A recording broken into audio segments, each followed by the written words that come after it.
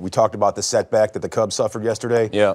We're talking about Shota Imanaga because in the 6th inning, that is when it reared its ugly head. Shota was trying to make sure the Cubs were able to turn 2 on Christian Yelich. Yelich fleet of foot. Shota, not necessarily as much, but you saw him pull up lame right there. And now he's going to head to the 15-day IL. He has been diagnosed left hamstring strain. So here's Craig with more on Shota's setback. Yeah, so Shota, we put him on the IL. I think you guys know that. Yes. Yeah.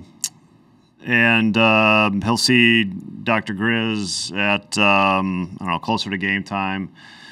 We did do imaging, waiting for Dr. Grizz to take a look at it and go over it with Shota, and then we'll have a better idea. But, after, the way he walked off the field, we knew, it was going to be an IL.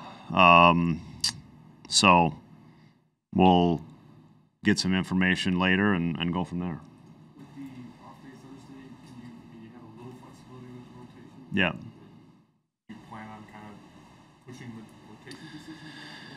Yeah, look, we're talking about Saturday and it's Tuesday or it's Monday, so we haven't made any decisions about that at this point. I really don't think we have to make a decision until the off day. What made Hollowell an appealing option to fill in? Yeah, he's been pitching well and getting people out, striking people out. All the above, fresh. Did Shota feel any better today? Was there any change? Yeah, he feels pretty good today. That's just in our conversation. Which I hope that's good news. It's better than feeling bad. But I don't want to. I think we got to let the doctor look at him and let the imaging kind of guide us here. You talked about doing anything possibly different with Horton in case you decide you need him at that point?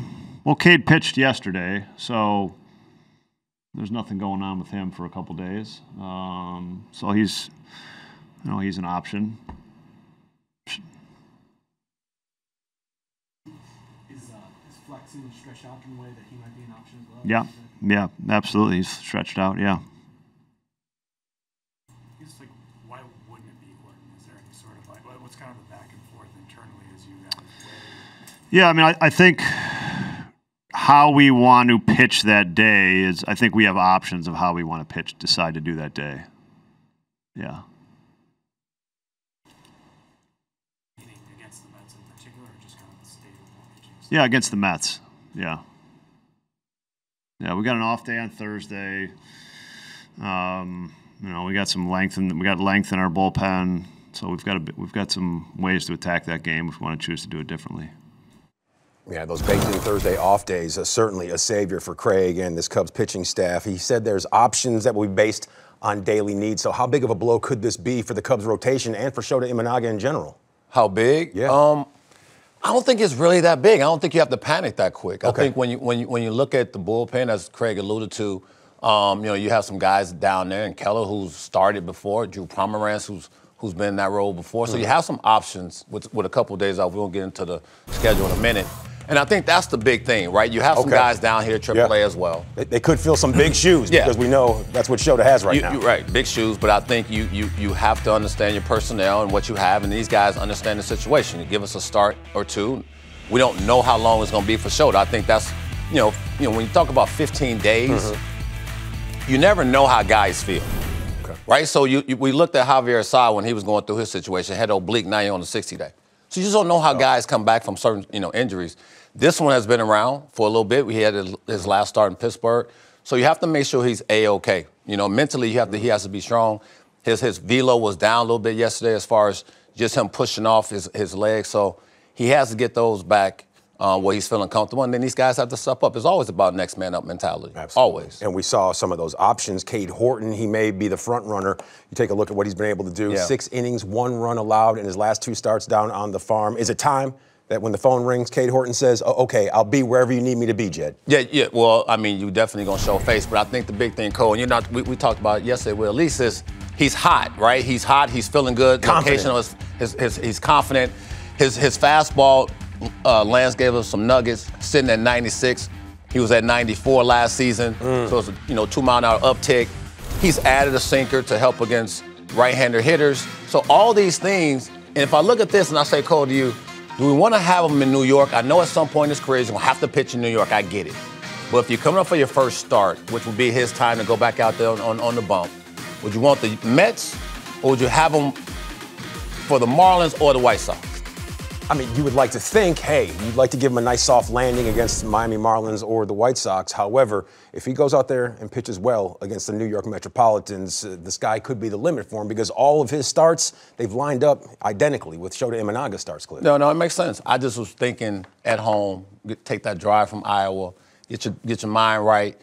Look, listen, you don't take anybody lightly, but the Marlins and the White Sox come in to town here in Chicago in front of the hometown fans. Like, I just feel that's a little bit better than going to New York. But like I said, you're going to have to pitch against Juan Soto and Pete Alonso at some point. Well, good point. And what kind of confidence boost would that give him if he does indeed get the call and he has to go head-to-head with the New York Mets? Because his last 6 starts, 29 innings, a 1.24 ERA. He's dialed in, and no time seems better than right now. I always say you get a guy when he's hot.